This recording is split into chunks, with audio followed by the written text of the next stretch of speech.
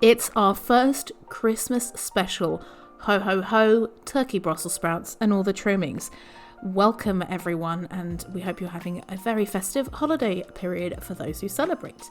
We decided to do a Christmas special in part because I really wanted to have my friend Richard Delahay as a guest on, because he is a big Christmas fan, a big Christmas music fan, whereas I'm a bit more bar humbug-y, as you'll hear about in the episode. Fran, maybe somewhere in between, but he's also been traumatised by too many Christmas songs from working at HMV. So I wanted to get Richard on, and I asked him to pick his top 5 overrated Christmas songs and top 5 underrated Christmas songs, and he's gone about it in a very interesting way in what he's decided is overrated and underrated. It's not necessarily just big songs and small songs.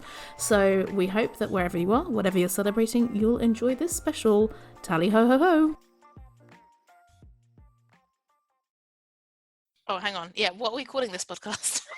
Was it over underrated? Over underrated. Sous-évalué. Überschätzt. Överunderskattad. Over underrated. Ho ho ho ho ho, and welcome to a Christmas special of Over Underrated. This is I, Fran, and I'm not alone. I have my co-host Babs. How you doing, Babs? Jingle bells and all that. Hello, Fran. And indeed, welcome to our first Christmas special ever. We've done our best of 2022, but now we are bringing in the festive spirit. I am feeling perhaps particularly festive because I have unexpectedly had half a bottle of wine before starting the recording. What colour? With a friend. Red, white, rosé? Red, Mulled. Cote de Rhone, 2020. But I have, and I actually, because I bought some beer, especially for the recording, so I've got some local Brosses Saint Boniface beer. I actually had another beer, but that was 8%, and this is only 5.2, so I'm waiting for the effect of the alcohol to diminish before then hitting up the beers. So that's my festive feeling. How about you, Fran? Am I feeling festive? I wrapped all my presents, which is unusual at this point in the year. You've bought all your presents already? Bought, wrapped. I mean, that my might God. show the diminishing returns of my family presents. I'm now down to like 4 because we now do the whole, I'll transfer you £20 and then you transfer me £20, which is the Christmas spirit, isn't it? That's what you want to do. But honestly, so I have something like 8 presents to buy. Really? It is, what day is it today? The 18th? I've bought none of them. I'm going to Portugal. I now am very much au fait with the shopping centres of Lisbon and the shopping areas. And, you know, for some people, it's easier to buy presents for than others, let's say. But before we get properly into the Christmas spirit and talk about some Christmas songs, Fran, what have you been listening to this week? I have been listening to a Swedish band called Ghost, who are slightly metal, slightly more dangerous, okay? Slightly more dangerous. But like they're metal via Kiss more than like metal via like, I don't know, death. Norwegian sort of stuff, so you know, burning churches. There's singing melody, but with a heavy tint to it. And you know, I like all things Swedish, so I thought, well, let's check out some Ghosts, and therefore, you know, it's also linked to the Christmas Carol because there's ghosts in that, obviously. Of course. Did you discover it on your Scandinavian playlist or? No. I got reminded by a friend of Ghost, and I thought, yeah, I remember Ghost, so I gave him a check out. And then, literally prior to this podcast, I got linked to the new Silver Sun Pickups Christmas single, which is sounding pretty good, but I've only heard it once, so I can't really give you too much than that. I can't bring it for discussion. I can't give it a today. full judgment, unfortunately, after one play. But how about yourself?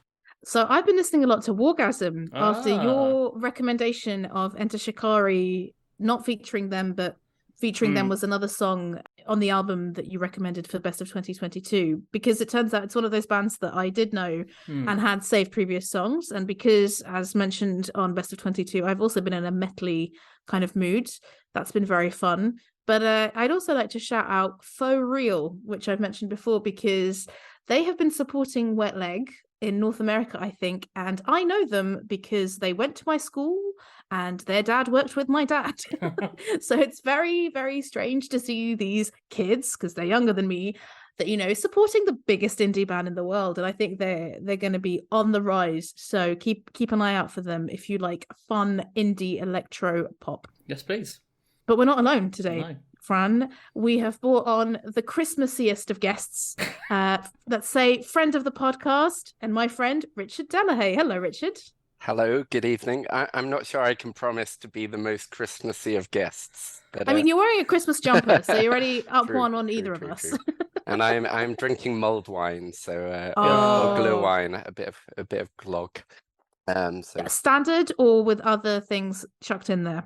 a little bit of extra gin, Very some orange nice. and spices. So yeah. Oh, very nice. Ni- Homemade?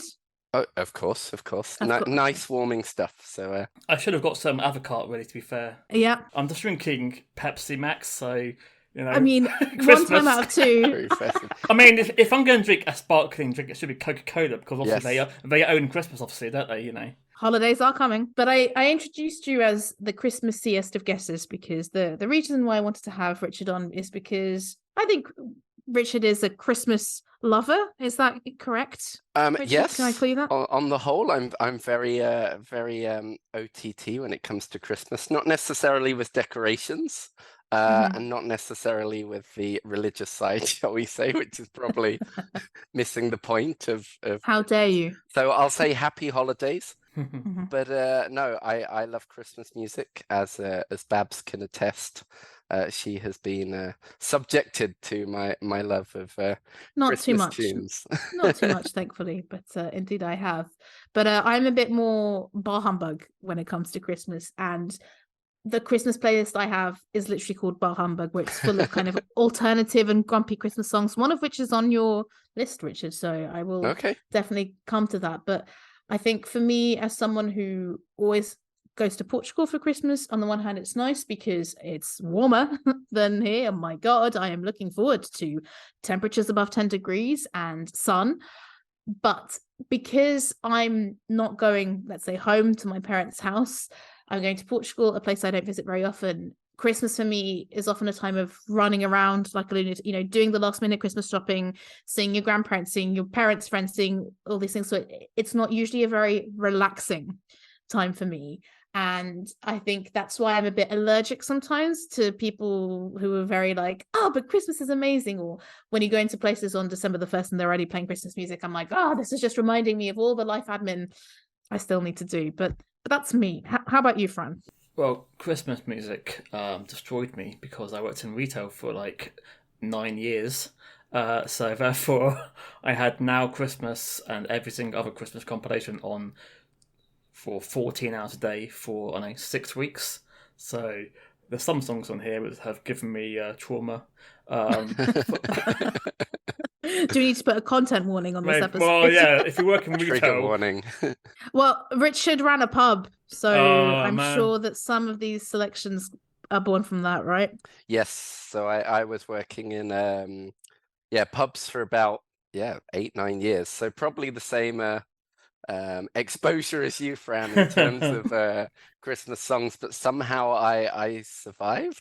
And I don't know, like there's definitely some that I can't stand anymore. But no, on the whole, I just feel like, I don't know whether we'd describe it as a genre, Christmas music, because it's all over the place. Obviously, you could do a list for R&B, jazz, rock, indie, metal.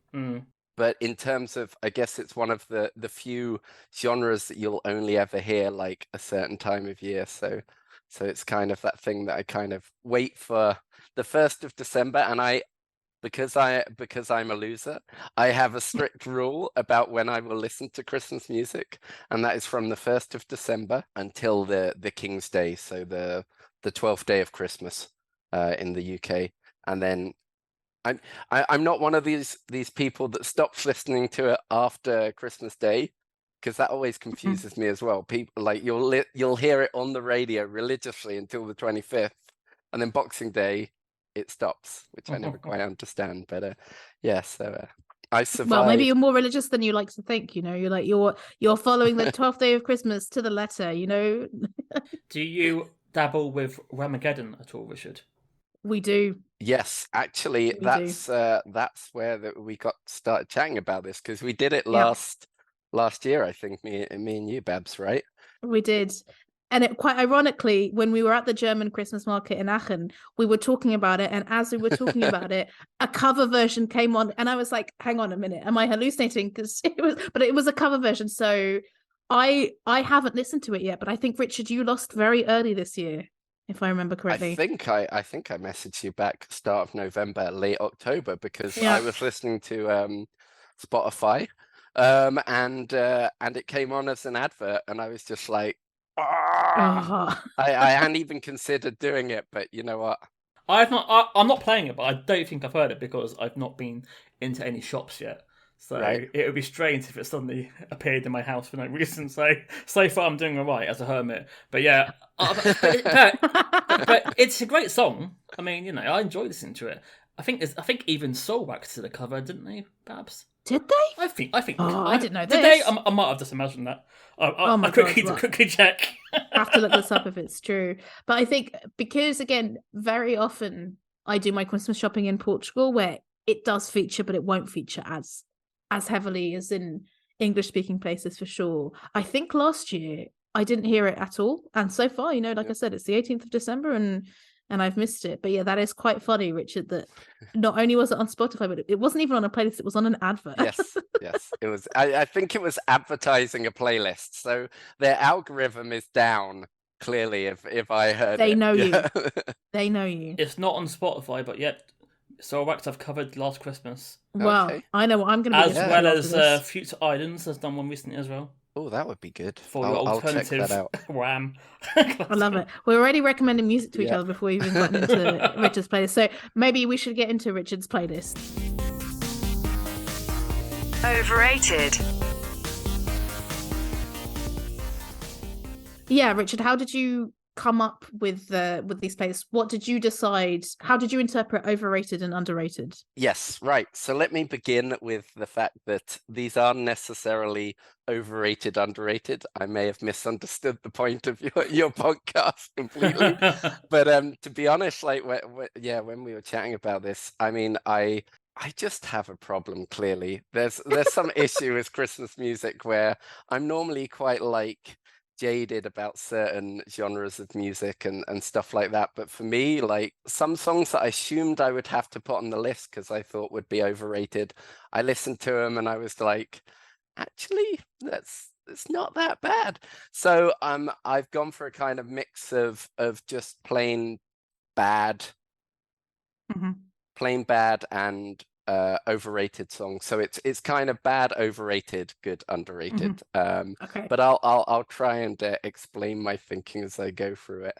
And actually, there are a few on there that I assumed would be on the short list, and actually, in the end, I kind of either warmed to them or had gone off them. So that's the fun thing about doing this exercise. Yep. You know, like I literally just before this record responded to a tweet because someone was like, how do people come up with their best songs of 2022? Like, that's too difficult. And I literally responded being like, well, me and Fran had a long list and then whittled it down. I mean, your long list, Fran, was 500, mine was 60. So I think definitely easier for me than for you. But yeah, when you really have to break it down, especially when it's 5, yeah, you really discover your true colors. So what's your first true color, not the Cyndi Lauper song? well, we'll start off with just it's probably, I don't know, some people might overrate it. For me, it's just plain bad. I'm going to go as Cliff Richard, Mistletoe and Wine. It was a tough choice because it was Millennium Prayer or Mistletoe and Wine, because he really is, when it comes to Christmas, I'm not sure he's definitely not the king of Christmas. Can I just ask, does he exist outside of the UK? I don't really think so. Well, maybe as the Shadows. Maybe, you know, old Cliff Richard, but wasn't Cliff Richard, I don't think so. The swaying arms tennis. No, I mean, like, in terms of like vintage Cliff Richard, I've got no beef with Cliff Richard whatsoever. But when it comes to his Christmas output, yeah, it's always a fail for me. I just feel like Mistletoe and Wine in particular is just one of those super slow, drudgy Christmas listens. For me, actually, the biggest trauma around Christmas is always flashing back to being at school and having some kind of like Christmas Fair or Christingle, which is another weird thing that I think doesn't exist. I lived in the UK from 6 till 13, and I only found out about Christingle from the James Acaster comedy special. So you had that? Yeah, our school had it too. Yeah. Oh, wow. My C of E school, did not. No, I mean, Christingle, you're singing hymns rather than Christmas songs, but then you've got kind of the Christmas raffle, the school fairs thing, so you end up listening to that kind of endless cycle of you've got your Slades in there, you've got your Cliff Richards, you've got your Wizard, you've got like all the really old schools. But yeah, no, this one is a particularly slow, and also actually if you listen to the lyrics of this song, they're pretty lazy. They're kind of very I just don't understand some of them, to be honest. I'm pretty sure he says at some point gifts on the tree rather than gifts under the tree. Wow. I don't know if Come on, Cliff. Well, me and Matt Crosby from Pappy's, we have a thing in common, and that is the Christmas present on the tree. It's called a tree present. So on Boxing Day, that you literally have a small gift in a branch and you take it out. But it turns out that only me and Matthew Crosby do that. Apparently, I thought everyone did it. And my friend Anwin, I think she has tree presents as well. Yeah, I think so, and I think it's with her family in Southampton, which is next to you. Ta-da. But yeah, so Fran, does mistletoe and wine simmer up similar memories? Well, I mean, I was alive when it was number one, so I remember it being. So are we. To be fair, we're not. What year? Actually, what year was it? What year was it? I thought it was like 91. 91. For some reason, I thought it was like 88. Okay, but is it that recent? Well, I've got that it's from the album Together with Cliff Richard, and that's from 1991. Yep. Which has a truly disturbing cover on the EP as well. Cliff Richard is putting a truly cringeworthy face. He's looking at one with his spirit. I'm looking at it now. He is coming hard.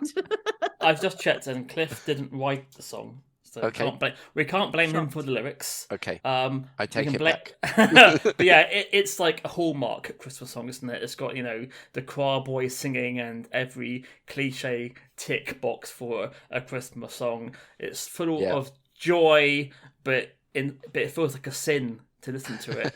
It's overly catchy. It's woeful. I listened to it and I had to replay it, but at 1 minute 52, it sounds like there's somebody drowning while singing. Maybe of wine, I don't know. But yeah, if you forward to 1 minute 52, please explain what's happening in the background. 1 minute 52. Okay. Those were not my notes. No, I mean, for me, it's just that the only good thing I could think of about the song was that I do like the trumpet. There's a good little trumpet solo, but I'm not so keen on the harmonica. At least I think it's a harmonica. There's quite a few instruments thrown into the mix. Yeah, lots going on, and including the very creepy intro with it's a very kind of child's music box style. Sounds like something out of a horror film to begin with. I actually enjoyed that because I think I've been less traumatized than you. I'm obviously less British than either of you, but I don't think I'd ever heard this song all the way through. It's one of those with Christmas songs sometimes where the chorus and that's it.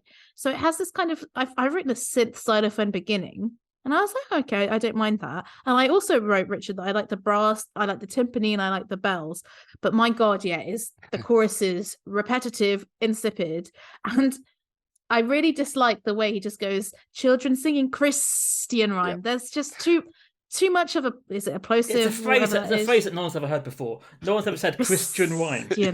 Christian rhyme, yeah. I mean, he's really making the point there. Like, it's not about sinning, it's Christmas. But there's also some very, going back to the lyrics, okay, we can't blame Cliff for the writing, but at some point I think he says, follow the master, and then ours for the taking.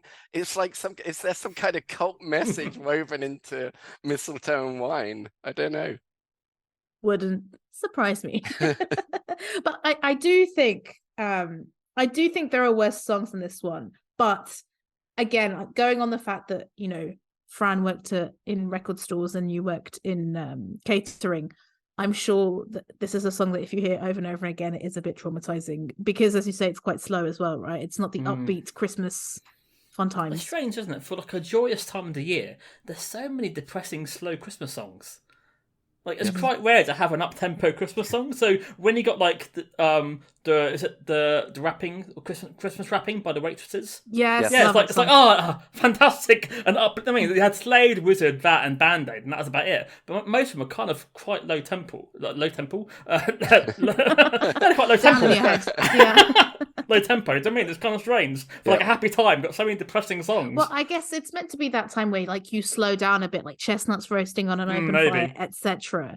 And I guess it depends if you're in a cold country or a hot country, right? Like I always think it must be wild to spend Christmas somewhere like Australia where you know it's very warm. Yeah. But yeah, I mean, I think this song does match with that. It does match with the whole having a mince pie, eating too much, drinking too much sherry, and just sitting in front of Christmas telly.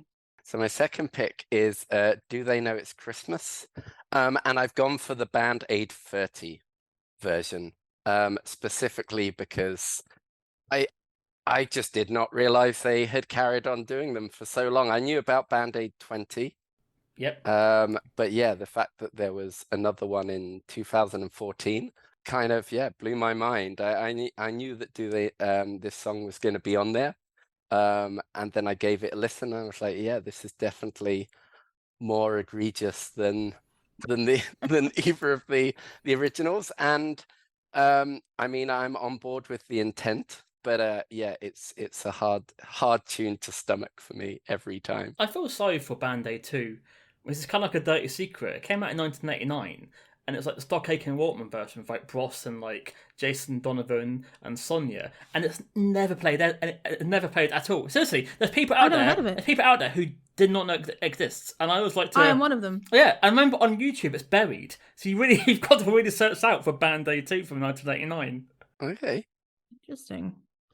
Is Bono on that one as well? No, even Bono didn't bother. Because I was going to say Bono's on all of them. I'm pretty sure he just keeps on reaching out to touch people, even when you don't want him there. You know, it's amazing. Oh well, that's the clip for social media immediately. That was a controversial thing, wasn't it? Because this was the first time they changed the lyrics. Yeah. Of the song. People are, oh, you can't do that. But what's strange is like Sinead O'Connor being in it is the most random thing, isn't it? Like out of all the people, like, okay, shouldn't she have been in the 1989 version or whatever? But yeah, Band Aid, as a Duran Duran fan, would be in my top 5 Christmas songs. So there's a foundation of a great song. So I find it hard to hate it because I do love the song, but obviously it is a weird, strange version, and yeah, I mean, I like One Direction. Bastille, will people remember them in 10 years' time? Who knows? I think I prefer the Dizzy Rascal 20-year anniversary version. Yeah, this is pretty rubbish. Yeah, I think it goes original 2004, 1989, and then this one. I do feel like there's a good, quiz or drinking game there somewhere for like guessing who sings which line. Because some of the voices leap out to you and you're like, I know that voice, but I can't quite place it because it's been a few years now. And as you say, like whoever's on trend in 2014 isn't necessarily exactly who lasts. That's what's fascinating about this song, because I try and be open-minded with music, but I do think generally, I don't know, 2011 to 2015 was not a good time for pop music, and so many of the people here I am so indifferent to, like Emily Sandé and Ellie Goulding and Rita Ora. And yeah, I thought this was a really good pick, Richard, because yeah, it's so breathy. You know, I think it's that kind of vocal style where I think it started around that time, and now it's got into the 2020s where it's like even more like kind of singing. And especially Ellie Goulding and Rita Ora sound so off in this song. It's like everyone's just singing normally.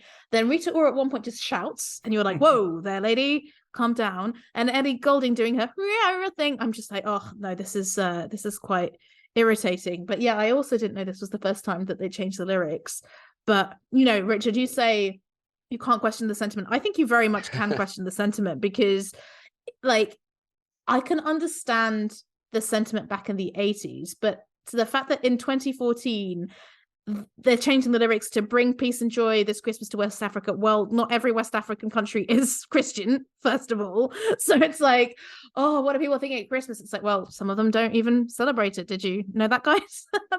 But they're so happy to be touched by Bono, though, aren't they? Oh, of course. I mean, fair play that they made this for, always it's for charity, and this particular one was for Ebola. But I just think, and actually, so coincidentally, I've been listening to a lot of Desert Island Dicks, the podcast, which I'm sure you know, Fran, and Skin picked the original. Skin from Skunk Anansi picked the original as her least favorite song to be stuck on an island with for very similar reasons, because she's just like, yeah, what is this like? Oh, and she said very similar things of like, it's one thing at Christmas, but if you're stuck on a desert island and this is the only song you can listen to, imagine, So yeah, I think this was a really well placed pick, and I mean it was fun to watch the video and quite randomly to see like Alfie Days and Joe Sugg and Zoella there, which is like clearly just like bringing in the youth, but yeah, totally pointless for me. I just find the lyrics very muddled as well, because it kind of starts off like saying like we're going to keep people safe at Christmas, and then by the end you're basically just fearing for your life. You're like, what's going to happen at Christmas? I just want to eat. And oh yeah, I mean, it's not, but it's nice to see Mature every 10 years. It is nice to see allowed Mature, out I agree. to meet people. Oh, hello, Mature. It's been a while. So what's your third pick, Richard? Right, so now we're getting into overrated territory, and this one's like, so I've gone for Wonderful Christmas Time, but specifically the Shins version, purely because I don't get why so many people rate this one over the original, because I get they've taken the synth, they've added a drum, but beyond that, I really don't get it. And I actually quite like the original. I think it's like a nice little encapsulation of that time period where you couldn't separate Paul McCartney from his synthesizer, and he was just like sat in a room just playing with his synth, which is not a euphemism, by the way. Yeah, so I like the original. I like the Shins. But I just feel like this is one of those kind of one of these tracks that always crops up on those alternative Christmas lists. You know, Christmas music is crap, but not if covered by bands that you like, and they don't tweak that much. But obviously, that's my opinion. I'm sure you guys will have your own opinion. Did you know this song, Fran? This version? Yeah, because like Richard said, I am a person who will put on the indie Christmas playlist. I think it's a bit flat, and yeah, it's got some extra percussion, like a muddy bass line. Apart from that, they haven't really done anything to it, really. I mean, I think the fact that it's called the Shins means people go, "Oh wow, it's a cool band doing something," you know. But like, haven't really added anything at all to it. To be fair, so yeah, it's quite forgettable. This version, I can see why you popped it on the list. I didn't know this song, and I actually enjoyed it. I do like the original, but I thought this was a nice take. I don't think it's better, and I'm not particularly a Shins fan, because I will unfortunately forever associate them with Manic Pixie Dream Girl Natalie Portman in Garden State. But yeah, I guess you guys know that this comes from an album, or at least Tidal told me it comes from an album called Christmas Rules from 2012, which has a load of US indie darlings doing covers. So there's Eleanor Friedberger, there's Rufus Wainwright and Sharon Van Etten duetting, Fun, Jack Antonoff. So Fran, I think it's quite up your street, not so much up mine. But this song, I really enjoyed it, and I added it, Richard, to my Bad Humbug playlist as a new song to listen to. So in that respect, it kind of backfired. So I thought, yeah, it's not bad. But again, I don't, because I'm not a Christmas song obsessive. Yeah, I haven't heard this over and over again. I think either version, this one or Paul McCartney one, on repeated listens would be very annoying. But yeah, for this, I enjoyed it. For me, it's on there just purely because I don't think it's different enough to warrant being cool. A good song. Like, you know, it's one of those covers. But it's the Shins. Richard, can I introduce you to this band called the Shins? True. Let me pass you over my headphones. Yeah, so that's why it's there. It's something that I've just like, it's not better. It's not worse, because it's not different enough. Yeah. They've taken out the synth and replaced it with a more kind of obvious drum track whereas the drums in the original aren't that bad, but they're drowned out by synth, shall we say? Well, I mean, Fran and I don't normally mind drowned out by synth, but That sounds like a good band name. Yeah, drowned out by synth. Yeah. There we go, Fran. It's all yours. what my gift to you this Christmas. I will play some one-finger keyboard songs. Stand there very sternly with makeup a la Nick Rhodes, right? Sorry if I keep going off tangent, but what is the best Christmas cover of like a classic song? Because there's quite a lot of these indie bands that have tried. I quite like the Pollen Front Spree doing "War Is Over." I think that's a decent cover. But is there anyone that you think is better than the original, like better than Wham or better than Slade or whatever? I'm not sure about better, but we were talking about Christmas rapping earlier. Is that Girls, the song? Christmas rapping? There's also a version. I think it's Kylie and Iggy Pop. Oh, I haven't heard which that. is quite fun. I'm not sure it's better, but just the kind of added graveliness of Iggy it kind of adds something to it. It's a bit more kind of playing on the bar humbugness of the tune itself, shall we say? Cool. Well, I think one of the songs that Richard has on his Underrated might have that title, so I will withhold my opinion until then. I've genuinely forgotten what you're talking about, so I'm going to be intrigued when we get to it. I'll be like, oh, that's the excellent. One you meant. Yeah, don't worry. That's my skill as a podcaster. I will bring it back at the end. What's your next pick, Richard? Yes, next pick. So we're going for another cover. Baby It's Cold Outside, but by She and Him, being Zooey Deschanel and Matthew Ward, I think it's called M Ward as an indie musician. M Ward. Oh no, I've blown his alias. Oh my god! I hope he's not deeply. He's going to get so many emails now. mward@hotmail.com. Sorry, Matt Ward@hotmail.com.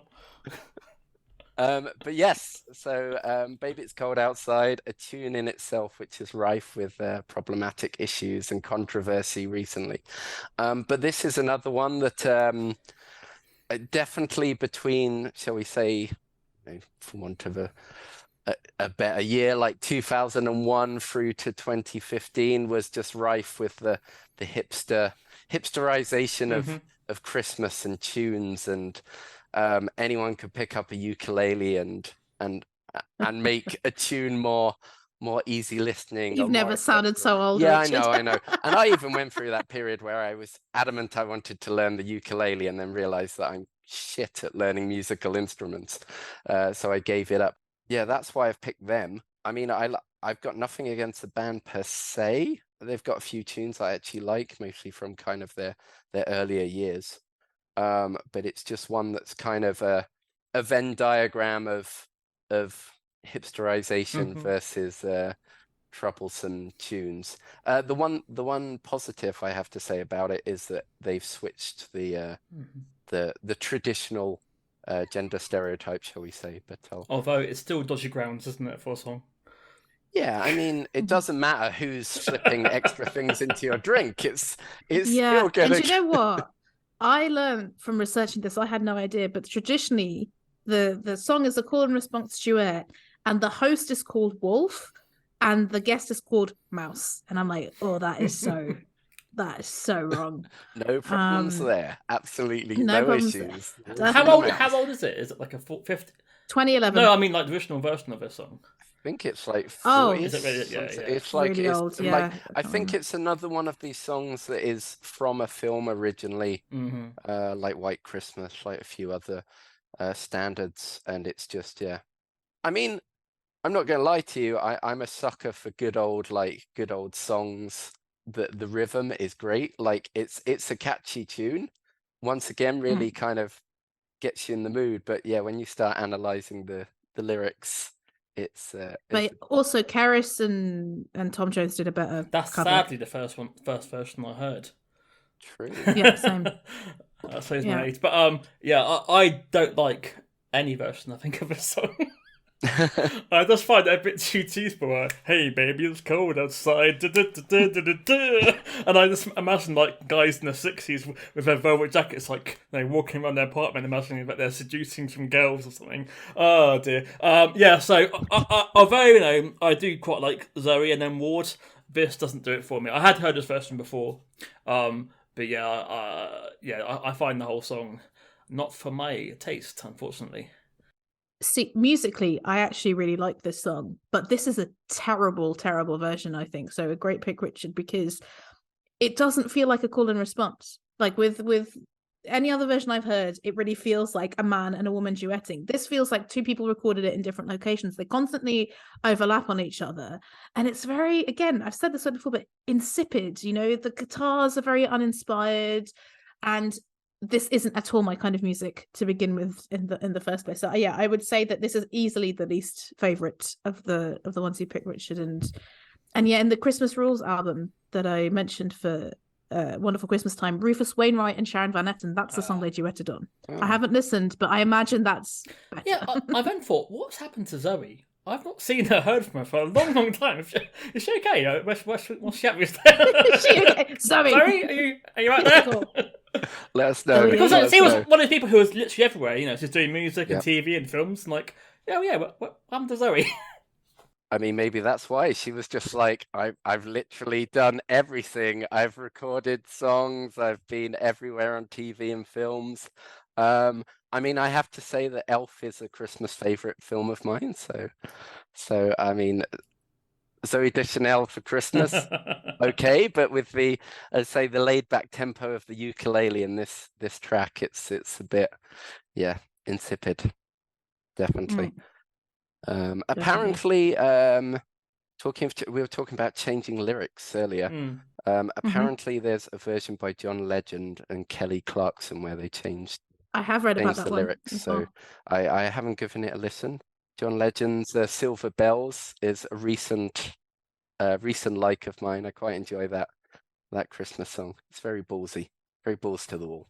So bringing it back to Yes. your final pick, Richard, on the overrated Final list. pick. Now this is going to probably be a controversial choice, and apologies if I mispronounce anything here, by the way. So I'm going for Feliz Navidad, the original. I think you pronounce the D right. I'm not sure.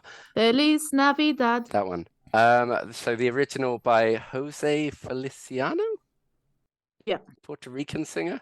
Yes, this is one of those ones that I think is a result of working in the bars and hitting up shops, and there's something about it that I just can't get on board with. And actually, when I was putting together this list, I was like, this doesn't just sound as Christmas has to be Anglo-Saxon kind of stuff, because it's really not. I was trying to think of kind of a similar track that I like, and there's the Torero band. They do a particularly good version of Good King Wenceslas, which is quite upbeat. But yeah, for me, Feliz Navidad is just one of those that, once again, it's catchy. You're not going to get away from this song without humming it. But it's just the original in particular. It's just got a very dated feel to it that I can't quite get on board with. And I don't know if this is going to lead to more discussion, but there's definitely a kind of dated Eurovision feel to it, I feel like, especially when because it always feels to me older than it actually is. I think it's 70s, but it kind of almost feels like late 60s in a way. It's quite... I mean, it's 1970, so it's borderline. It's So, Fran, have you been traumatized by this song? Do you know what? I swear I hear this in films. But I was confused. I've always heard the da-da-da in like films, but I don't think I've ever got to the chorus. I was like, oh wow, I wasn't expecting that to come out. So yeah, it's way too cheesy for my liking. And yeah, the whole whatever I don't know how you even say the hook. Yeah, Feliz Navidad. Yeah, that's as annoying as Mistletoe and Wine, unfortunately. So it's a no from me. But I do like the ha-ha section when someone randomly laughs. I don't know why. I don't know what he's laughing at, but I'm glad he's having a good time. He's happy over Christmas, isn't he? So I will start by saying that I cannot hate a man who did the song El Tango de Roxanne from Moulin Rouge, because that's who this guy is, and that's a great song. But I was shocked to see he has over 22 million monthly listeners, and he's the 104th artist in the world Wow. on Is Spotify. it mainly the song? Or? Which Yeah, it's probably. it's not just a song, no, but this is the thing. I think Puerto Rican artists, they occupy a very particular space, don't they? Because Puerto Rico is part of the US. The US has a lot of Spanish speakers, and I think the music that they produce is, goes beyond the borders.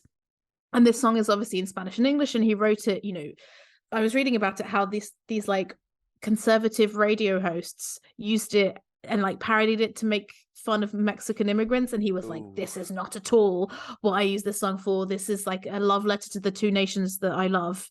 And they had to apologize and stuff. And that's why it's in English and Spanish. So because I haven't been traumatized by this song, I don't think it's that bad. I don't think his voice is great, especially when I wanna wish you, you're like, okay, dude, chill out. But I quite like the guitar, I quite like the brass, and I quite like the strings. But I can imagine, because it is really a kind of earwormy song. It really gets, I mean, it's 3 notes, like, and even the I wanna wish you, if you have to listen to that more than once in a day, I can understand, Richard. I can understand. I hope this is therapy. This wasn't played in HMV. This wasn't on any compilations I had personally. I think I've only ever heard it in American films. How about you, Richard? Was this played on at work or? So it's definitely a song that is not. I mean, in the UK, they have a myriad of Christmas songs. I feel like there's so many that you're not gonna look across the sea for more tunes. But I think so.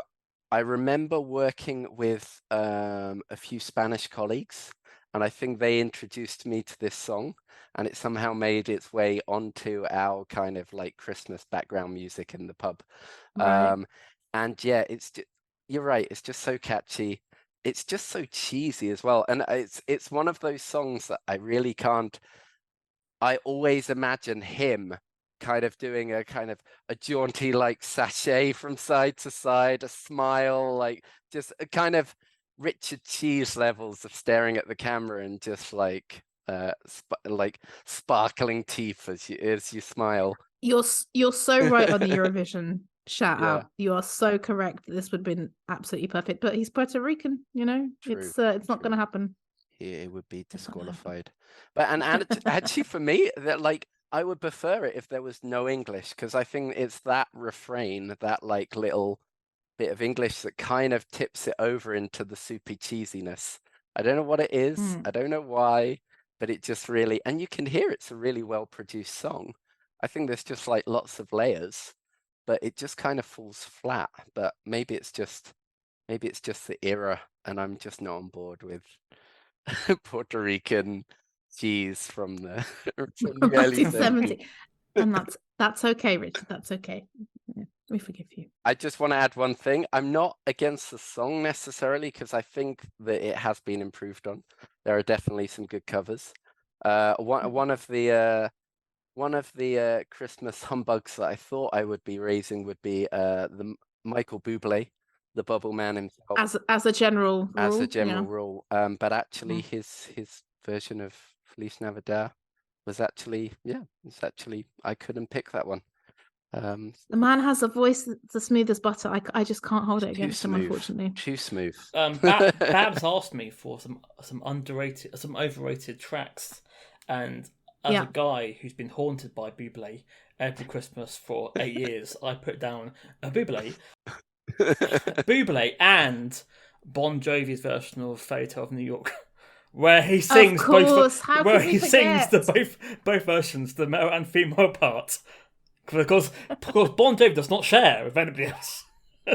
Absolutely not. Yeah, check out our Bon Jovi episode to hear more about that. Yeah, so Richard, I said to Fran, like, it might be good for us to come up with at least one overrated and underrated just to show our taste. So it was a difficult one, but I went for It's the Most Wonderful Time of the Year by Andy Williams, because it is saccharine as hell. I cannot identify with the statement. The only thing that makes me smile is the fact that he talks about having gay happy meetings. Well, yes. That was a song I put down by Michael Bublé. So same song, different artist. Oh, so saccharine. Yeah, that was my top Well, overrated. it's just so presumptuous, right? I mean, it's almost as bad as Band-Aid, you know? You can't just tell everyone it's the Oh, for most me wonderful worse. time. For me worse because at least with Band-Aid there's a bit of a build to the annoying chorus, whereas this from the beginning you're like, oh, shut up, Andy. Yes, you did. You're just too good to be true, but shut up. Leave Band-Aid alone. It's the closest Duran got to Christmas #1. Oh, really? I didn't know that. I mean, I was thinking like, are we ripe for another one? And God, I Yeah, really hope two not. Can more we just years have until. Yeah. like I believe in the power of Midge Ure and Bob Geldof to come up with something new. Come on, guys. I mean, to be honest, they could have rolled one out during lockdown, right? Oh, can you imagine? It would have been, I was going to say, can you imagine? Because it would have been like that Imagine, that very, very cringe Imagine cover version. Yeah. Anyway.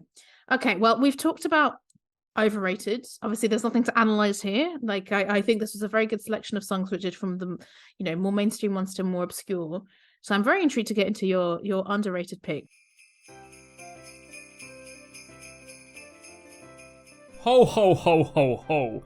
It is I, Santa Fran, and I'm here to wish all of our guests from Season 5 a very happy Christmas, and of course our listeners. In Season 5 we had Matthew Crosby, George Furley, Mike Clash, Paula Wiseman, ha ha ha ha, a very festive name, Dr. Becky Alexis Martin and Annie Gretorix, Daniel Belquist, and of course Richard Delahay. Happy New Year! Happy Boxing Day, and a happy podcast to you all. And now for part 2. Ho ho ho ho ho! Underrated.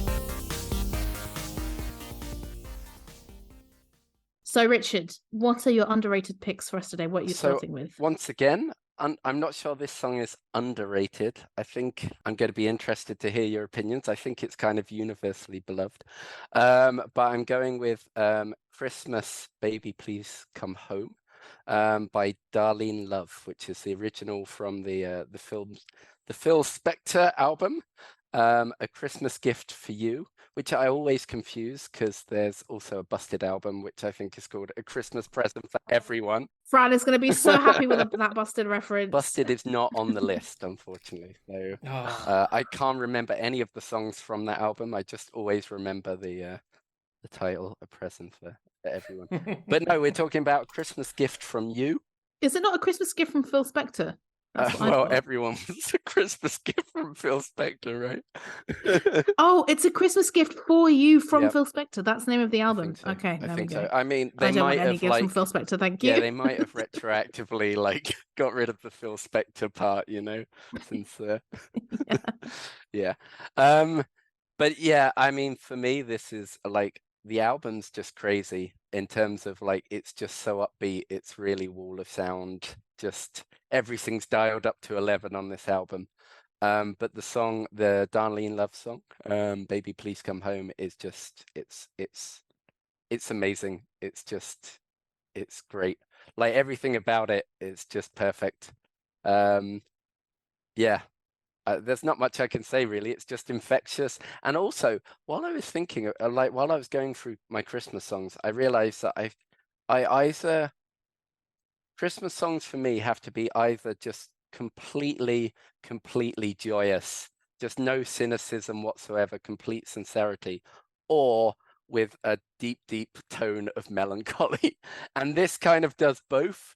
Because at first, you listen to it and it sounds like everyone's having a great time, but then you actually listen to the lyrics and it's just it's actually quite melancholy. Bells of St. Mary on the album, also a second choice for me. Another good song. Okay. But yeah, so Darlene Love, what did you guys think? It was always interesting at work because so this was the Christmas album that we enjoyed playing. But I did find it interesting how we had previously removed every Gary Glitter and Lost Prophets album. But a murderer, go with it. It's Christmas. So I thought, what? Well, why is it okay to sell a murderer? It's the producer, That's right? Allowed. I mean, yeah, it's not like his singing. His name's not in the title. Give the album a listen because it ends with a particularly creepy like sign off from Phil Spector where he basically wishes everyone a Merry Christmas, but in a murderous voice. So if they didn't know back then. But yeah, murdering, we love it at Christmas time in HMV.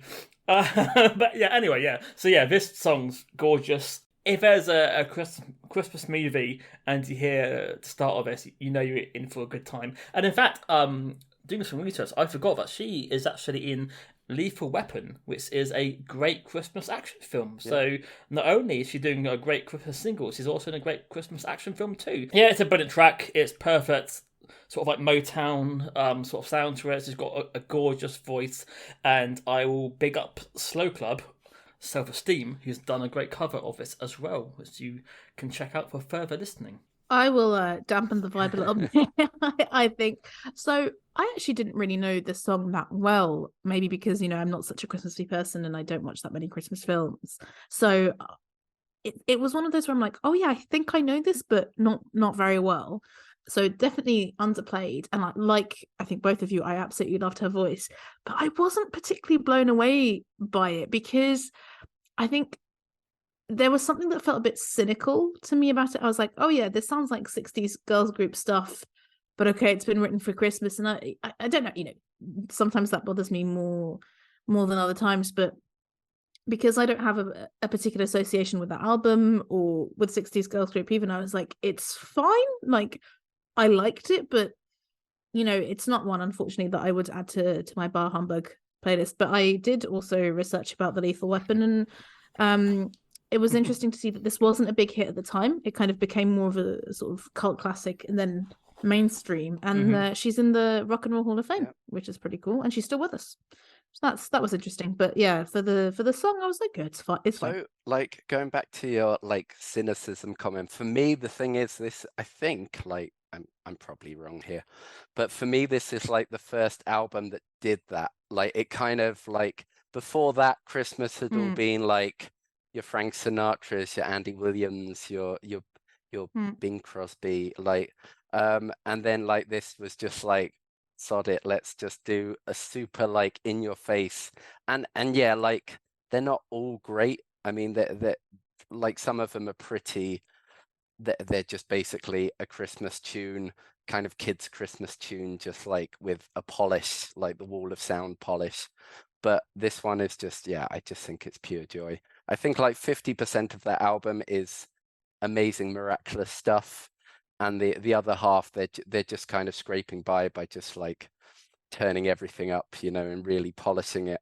And I think Darlene Love, like, I think this was like her kind of first chance to actually be in the limelight, because I think she had done a lot of backing vocals. I think she had been in kind of the Phil Spector community for a few years. But yeah, for me, like I say, it's a joyous classic. Very well. Yeah, fair enough. Gremlins. I think Gremlins was when I first kind of like first heard it as a kid. I can definitely get on board with the kind of melancholy lyrics that hide, underneath a more seemingly cheerful song. And yeah, I take your point that this might have been one of the first ones. But yeah, for me, I was like, oh, I think I'd just rather have a straightforward 60s girl band song than a Christmas version, because I am a bar humbug kind of person, I guess. Thought this was going to be one that would get Babs, win Babs over, Just you wait. What's your next The pick, next Richard? one will be I'm going to go for Little Drummer Boy, not the David Bowie Crosby version, but the Joan Jett and the Blackhearts version, which is one of those ones that I really only recently discovered 5 or 6 years ago, but I don't know why it's not. I hadn't heard it before. I think it's one that slips under the radar, but yeah, it's just a great. And I wanted to include this as a kind of counterpoint to the Shins, because it is a cover version that kind of reinvents it and takes it in a ballsy new direction. And it's just, yeah, Joan Jett all over, proper like sleazy, almost hair metal guitar, and just, yeah, great voice, and yeah, it's a great tune. And I mean, Little Drummer Boy, who would have thought that you could just turn it into a proper balls to the wall rock anthem? Yeah, I'm surprised I've not heard. I never heard this before, which is surprising. But like, obviously, since he's a big artist, but yeah, it's better than the awkward David Bowie version, which you get occasionally. Yeah, it's got some surprising sort of like guitar sections as it goes along. It's sort of it rocks out. It's like I said, it's surprising for a lot of Christmas songs. It's a bit more melancholy. So yeah, I enjoyed it, and thank you for introducing it to me. But interesting, we have a band up in a while who apparently their biggest hit is a cover of this, which I didn't know as well. But I will mention that later on. Oh, okay. I think I might know who it is, Yeah, but I'm maybe. not sure. So Richard, again, thank you very much for introducing me to this, because this was the one where I was like, this was my favorite, I think, of all the songs that you picked. I also didn't know it, which is surprising given that it is from I Love Rock and Roll. Yeah. It is from that album. But please, can we have more Christmas songs with guitar solos and some lovely tight drums? I loved her really snotty voice, but also how she rolls her R's. It's param pa pum pum. I think that really makes it. The fact that she really sounds like a drum. The key change didn't even bother me. Loved the guitar solos. I would say that I recommend listening to the Dandy Warhols version of Little Drummer Boy. That's a bit more kind of guitar-y, but more psychedelic-y, shoegazy, of course.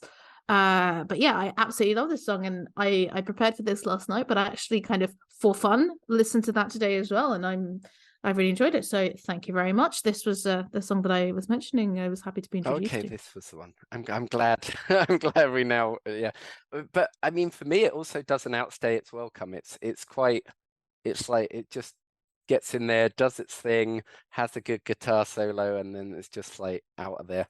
And yeah, I have to say, I'm not really a big fan of her in the bands like Joan Jett. Like, she's got a few classics, but I think she's someone you need to dip into, because I think apart from I Love Rock and Roll, I listened to Crimson and Clover, which is also from this album, because I read a Greenlandic book. Yes, it happened. A Greenlandic queer book that someone somewhere recommended that was very good, and that song featured quite prominently. Like, it kept coming up as a theme, and that sounded completely different to I Love Rock and Roll, but I didn't really like it. But this I did, and I was listening to other parts of the album, and I was like, okay, they're definitely not like, I think you would associate the I Love Rock and Roll sound with them, but that is too that's not fair. I think there's a lot more depth to them, but I think you have to pick and choose maybe the songs that you listen to.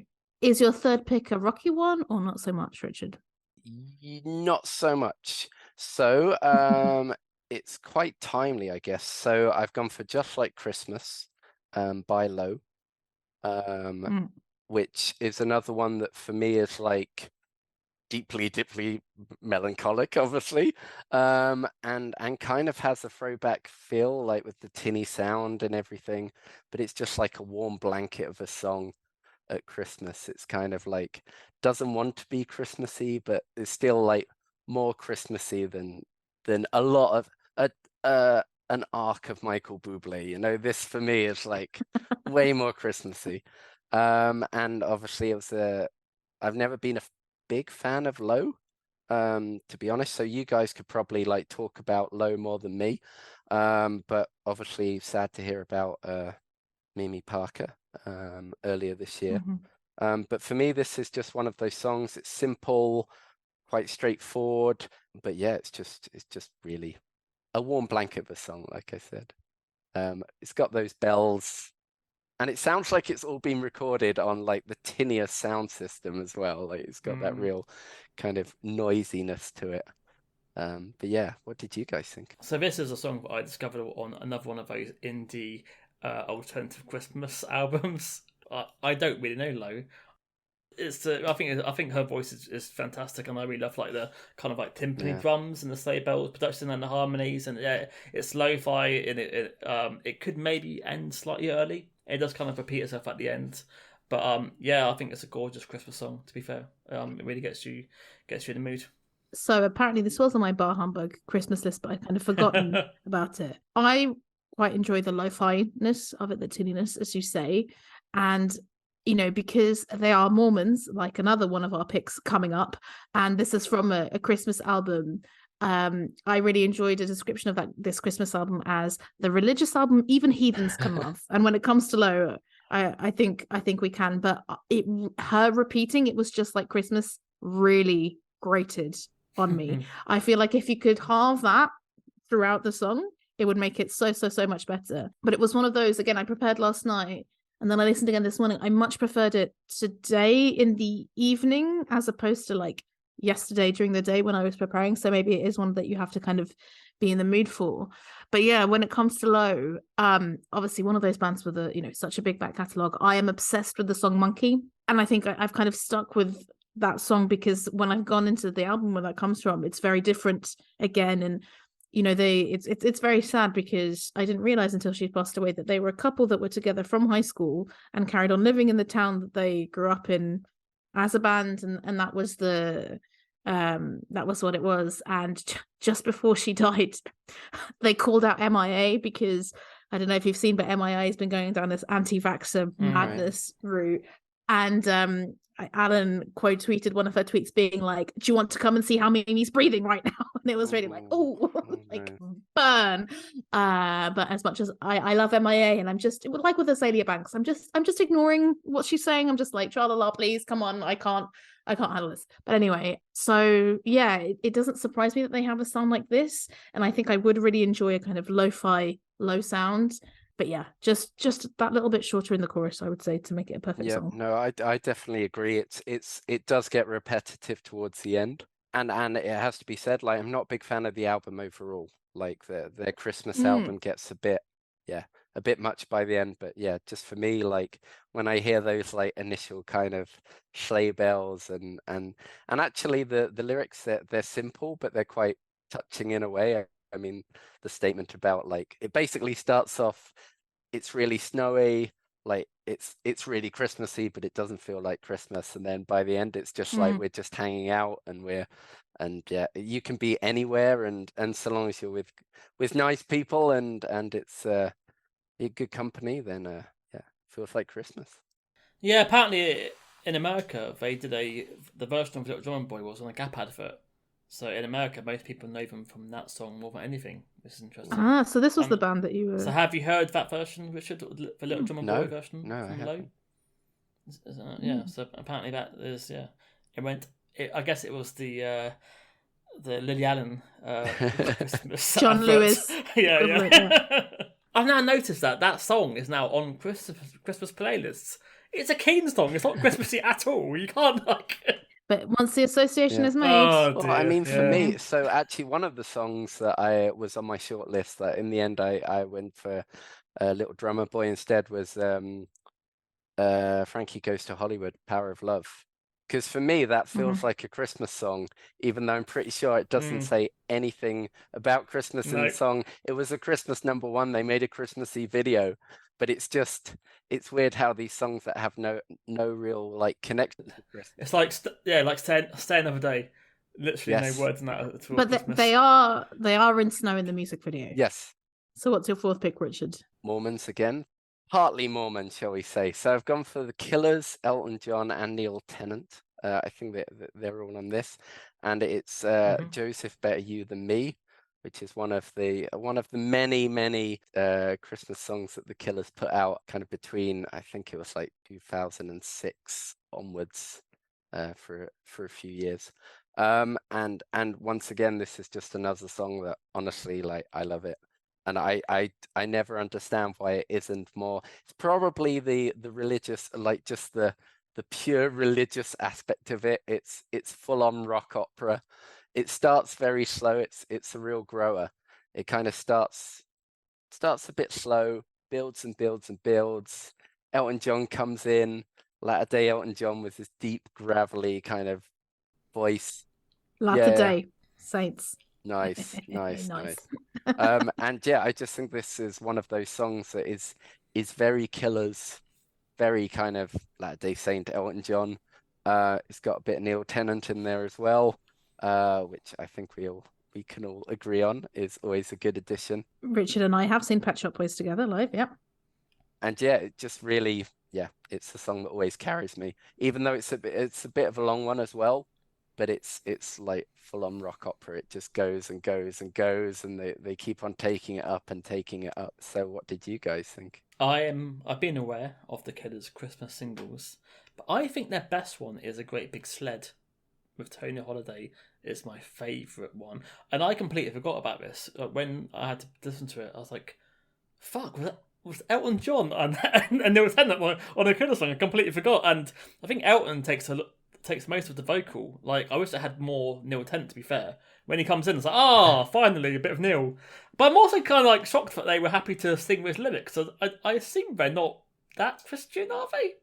Elton and Neil? It's kind of like a very Christian kind of... Well, Neil, I would say not, given, it's a sin, but Elton John, who knows? I don't know, maybe. It's a little bit country in the foundations of the song. I would prefer a more of a new wave Killers feel. I think that's kind of lost, and it does go on a little bit too much for me. So I wouldn't say it's a standout on their Christmas album. For me, I like Boots, Christmas in LA, and A Big Sled are my top 3 Killers Christmas singles. Yeah, Big Sled it was always a popular one. I think it kind of steals the limelight somewhat. I think I'm not a big fan of Big Red Sled. Is it Big Red Sled? Great Big Red. Yeah, I mean it's a good tune, but yeah, as I say, for me, like and yes, it is definitely leaning into the Bruce Springsteen kind of rock opera feel rather than the. And there you've brought in precisely why. Because I was like, well, I really hope Fran has nice things to say about this, because I was thinking he might, because I definitely got a Bruce Springsteen vibe, and it definitely sounds like the Killers to me. But yes, I'm afraid this is very much not my cup of tea. I will say that the harmonies are nice, and like Fran really enjoyed when Neil Tennant came in. I was like, oh, finally, but he comes in for like a line and that's it seems. But that section where it's like, and the desert, it's a hell of a place to find heaven, 40 years lost in the wilderness looking for God, it's a parody. Like, honestly, I was like, if someone asked to do like a Bruce Springsteen rock parody, like so I would say this was perhaps my least favorite on the list. But again, didn't know this existed. I know that the Killers are massive Pet Shop Boys fans, so I'm sure that Brandon and co were happy to do this with them. But again, I mentioned the whole Low being an album that heathens would enjoy, and it is quite interesting when you read about kind of the role of religion in Low, because they're so misanthropic, and that's not normally what you'd associate with religion. But I think that would be more what I would associate with religion. I think with I've mentioned this before, but Brandon Flowers just seems so humanist when it comes to that, and when it comes to kind of American exceptionalism and stuff like that. I can't take it seriously. So, and unfortunately, it ticked a lot of boxes that I disliked. Having seen the Killers numerous times, I can attest that Mr. Flowers he's as smiley as you would imagine Jose is singing Feliz Navidad. He's a showman, but it's a little bit too Quiz Showman for me. Yeah, if you're not into the Killers going full on Killers, yeah, I could see how this might be a bit too much. But for me, I just feel it's sincere in a weird way. You say it's a parody, Babs, but it's a parody because it's so sincere that they don't realize how like OTT they're being. I can believe that. I do like the title. Like, when I saw the title, Joseph Better Than You Than Me, I was like, well, that's quite cinematic, actually. Like, is it a man wrestling with his role? But it's like, no, the desert, it's a hell of a place to find heaven. Cinematic is a good word for it. I mean, I love, I'm a proper, I love when music just goes full on, cinematic. Brings in all the tricks. And yeah, I mean it's interesting because it's a Christmas song that is about something that no one ever really deals with the Joseph aspect. So yes, it's pretty religious. Guys, at Christmas this year, think about Joseph. That's the message that we're leaving with you. I mean, going along with the vibe of the podcast, I did notice a YouTube comment said that Joseph, definitely the most underrated man in the Bible. Because there is an over and underrated verse of the Bible. Okay, so are you saying that Jesus is overrated? Oh. Yeah, definitely. Yeah. Hot take. Okay. Underrated Holy Ghost. We go to Christmas past. I'm going to love explaining this to my very Catholic grandmother at Christmas. This discussion that we're having. Okay, well, let's very likely take religion out of it and come to your very surprising final pick, it's Richard. very surprising. I think it is very surprising. I mean, this is full on I doubt it's underrated, but so it's gonna be the Queen of Christmas herself. I don't think it's trademarked anymore. Mariah Carey, All I Want for Christmas Is You, which for me, like flat out, is always like it's full on the best the best Christmas song. I'm gonna go there. It's the best You heard it here. Christmas song. Yeah, it's just pure joy, ecstatic. I guess I don't know if it has kind of peaked in terms of, is it now cool to dislike that song? I definitely think like that's one of the many sins of Love Actually, is ruining that song for me. But yeah, it's great. It's got fevered piano, it's just full on belter, a Christmas belter. I always forget at what period this came out for Mariah, because obviously there's like the more classic singer like Celine Dion Mariah, eventually became that sort of more R&B butterfly Mariah, and was this like in between? I think it was in between because it's 94. Yeah. Okay, and I think I was quite old to find out that she wrote it. I just thought it was like a famous Motown song, because it doesn't sound 90s to me. It sounds like it's that late 60s. So the Phil Spector kind of sound to it, isn't it? But unfortunately, it's a fucking brilliant song, isn't it? Really, unfortunately, you can't really hate it, can you? Guys, I'm going to agree with you on that. Yeah. She does loads of horrible adverts in the UK regarding it constantly. She must make a fucking million. But go for it, Mariah. You did a good job. It's one of those songs that where, once again, like, okay, she's definitely not a Phil Spector. We're not going to go there, but you have to kind of separate the art from the artist. I'm not a big Mariah Carey fan. She's definitely kind of, her days of like diva stardom are behind her. And she keeps on just recycling this song. I mean, I feel like every Christmas, like she's released yet another version, somehow tweaked, but the original is. To be fair, I can't think of the last song I knew she released.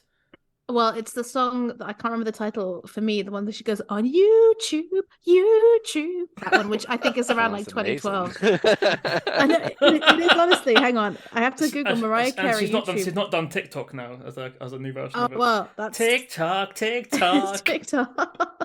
But no, just to say, I agree with you. I think the reason why this song doesn't annoy me, and I would wholeheartedly agree with it being underrated, is because it builds. Like, it is not one song. Like, okay, you might know that All I Want for Christmas Is You, but there's so much going on. It starts very quietly, then all the bells and whistles come in, but actually I'd forgotten the bit after the second chorus, where it takes another direction completely before coming back again. And I mean, she is, for me, one of the best voices of all time. Really, like, phenomenal range, phenomenal control.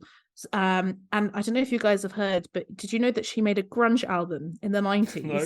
Right, so she made a grunge album in the 90s. Her label were like, fuck no, you're not releasing that. But she announced recently that she was going to release it, and I'm like, I cannot fucking wait to is that post Alanis, was that, or pre Alanis? I would say around the same time. I think it was like late 90s. So it's not even been released 95, yet. 97.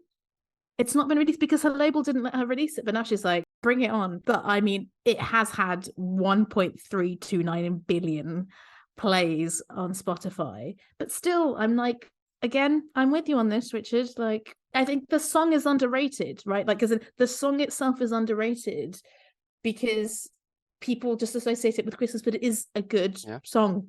I mean, for me, like I think the bit you were talking about is when like the crazy kind of piano kicks in.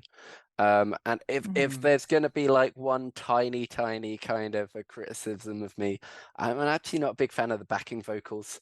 I think it kind of hampers the tune somewhat because it's kind of like a bit off. It sounds like someone trying to do kind of old school backing vocals. The harmonization is a little like astray, but that's a tiny criticism. There was a viral video of a few years ago where someone was like, when you do the backing vocals for All I Want for Christmas Is You, and it's just someone kind of nodding along to the backing track where like all the song plays, and then every now and again it goes, and then stops for like another minute, and then it goes, ooh, and that's it, which is quite funny. Like, apparently this song never got to #1 in the UK that year because Stay Another Day did. It might now, right? Yes, no, I'm sure it has since, but Stay Another Day stole stole its thunder, apparently. Oh, So there you go. Wow. That is very Yeah, surprising. well, I don't know. At the time, I could kind of see it, but no, it's a classic. I agree. so yeah, I was asked to give you an underrated Christmas song, and I have chosen the band from Denmark called Mew, with "She Came Home for Christmas," which Tune. is a banger. And I remember driving to Southampton Virgin Megastore and buying all 4 copies of the single, and then I gave them to my friends for Christmas. Oh, And I think it's a splendid Christmas song. The lyrics a bit too dark. Ignore the lyrics. what are the lyrics about? I've got a feeling it's a little bit rapey. Oh no. Like it ends with Yeah. when he touched her at the end. It's the last lyric. I'm like, oh, okay. Okay, What but was I that? mean, there might be consent. You don't know. No. Okay. So that's my underrated Christmas song no one ever hears. My underrated Christmas song is "All I Want for Christmas Is Rock and Roll" by Le Wise Man, also known as Le Priest, who is Sam from Late of the Pier. It's a really great song, as you can imagine from the title. It definitely gets you in the mood for that. It's quite a catchy chorus. Do you know it, Richard? Because we actually saw I don't know if you Nope, remember, I but we don't. saw Le Priest together at Do a Festival whenever it was that we went. And it was one man on the keyboard, and it very much wasn't this, but yeah. Yeah, I will look it up. That was a baptism by oh, yeah. fire at Dua Festival. I did not know what to expect in So, advance. Fran, just to but, contextualize it, so Dua is this really fantastic music festival in Belgium, and it's very it's like genre blending. So there's like metal, but also trance, Yeah. but also techno. But it is also the druggiest festival in Belgium, and So like best of all in the UK, maybe. I think druggy, you know. Oh, is it? Yeah. Yeah, it's proper in your face. And actually, apparently, it's the birthplace of psytrance. Oh, I've I been did not know told. that. I don't know how a festival is the birthplace of anything, apart from a literal human being, maybe. But yeah, psytrance apparently is it's the home of But, psytrance. Richard and his fiance Radhika went for the whole time, and I, on a whim, just joined them on a Saturday. And already, when I got there, like there was trauma in their eyes. Not so much my eyes. I think it was secondhand trauma.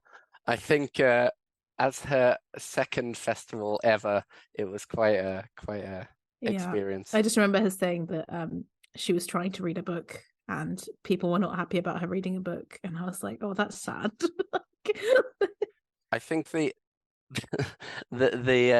one big memory is watching Snoop Dogg say I'm pretty sure he said this, is anyone having a good time rather than is everyone having a good time.